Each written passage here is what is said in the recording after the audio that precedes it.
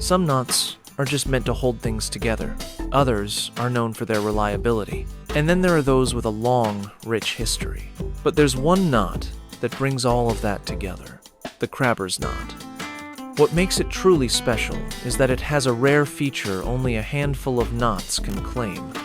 It's called snapping, or locking into place. But we'll get to that in just a moment. So, if you're ready, let's dive in. And if you're enjoying this kind of content, feel free to like and subscribe. Let's get started. The Crabber's Knot is one of the most underrated knots out there. But, make no mistake, it's incredibly useful.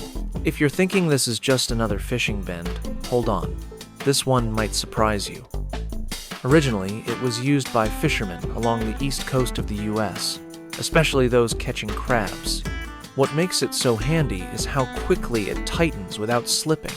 Even when your hands are wet, the wind is howling and every second counts. But here's the thing, it's not just for fishermen. Hikers, rescuers, gardeners, even bushcrafters, they all value it for its simplicity and strength. The Crabber's Knot likely came about in the 1800s, around the time crabbing really took off and started becoming a full-fledged trade.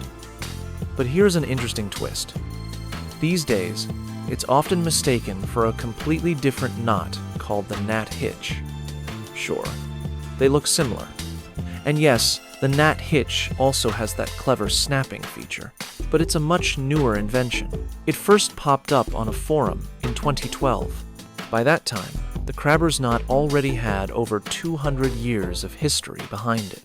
So what is this snapping ability, and why does it matter? Well, it's a feature that allows the knot to lock itself in place when you pull on the working end. That means you can adjust the size of your loop exactly how you need it, then secure it with just a single pull.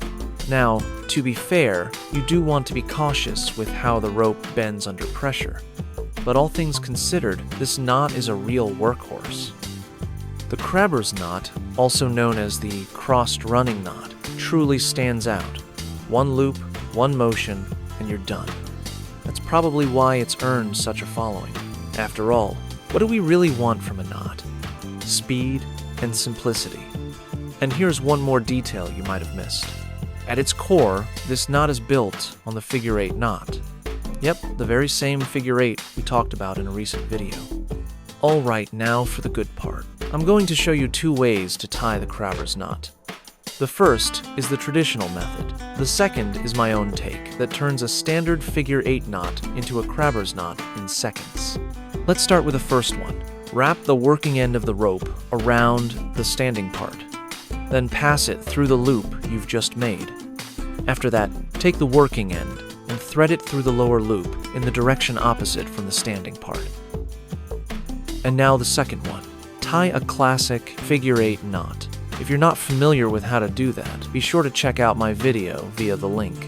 Next, feed the working end through the lower loop, then pull on the upper section. The Crabber's Knot isn't just some old fishing trick.